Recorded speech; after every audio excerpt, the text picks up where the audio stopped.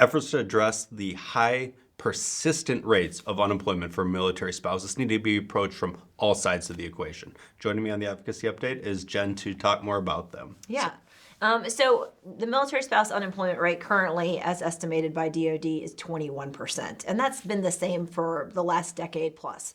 And they put a lot of time and effort and funding into programs that support military spouses and their search for employment.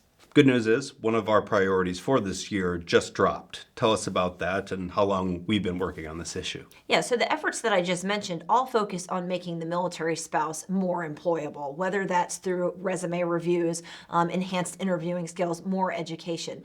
What we haven't done is address the flip side of the equation, is actually incentivizing businesses to hire more military spouses.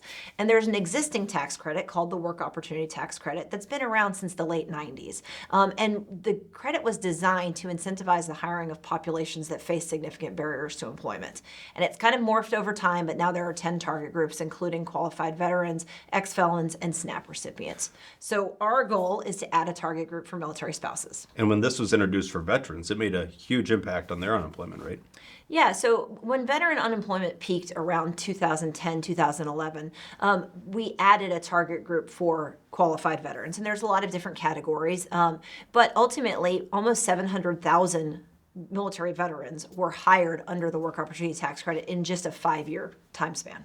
So it made a huge difference in a short amount of time, but we're in a really tight fiscal environment though. So how much does it actually cost?